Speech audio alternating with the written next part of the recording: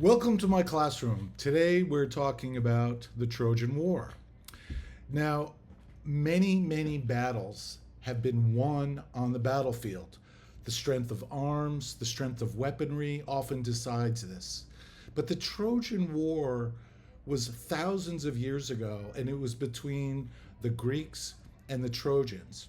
Now, imagine this battle has gone on for years and years and years, almost to the point where no one can remember what started the war in the first place.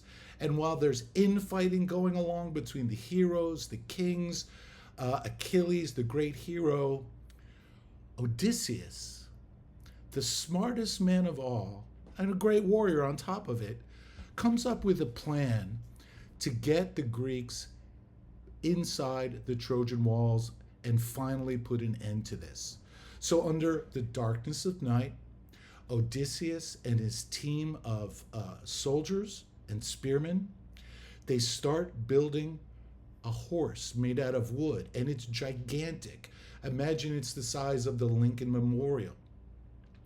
And Odysseus plans this intensely. So the construction takes place during the night, and during the middle of the night, Odysseus instructs Agamemnon, the king of the Greeks, to get everybody out of town, to get them out of Troy. And when the Trojans awake in the morning, they see this giant horse left outside their walls, and all the Greeks are gone. It looks like a gift. So, tentatively, some of the Trojan soldiers come out. They push, wheel, cajole this gigantic creaking horse coming inside. And I often imagine, think about the Greeks who are hiding inside the Trojan horse.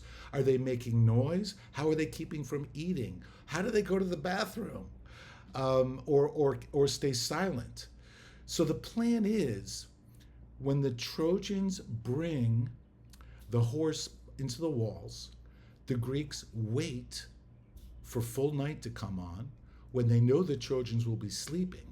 And suddenly Odysseus throws open the doors. He leaps out. He says, "Come on, soldiers, Greeks, let's defeat the Trojans." And they spill out of the horse and they wreak havoc throughout Troy. Now, whether or not that story is true or not doesn't really matter, because it's a wonderful story about one of the most famous wars or battles in history.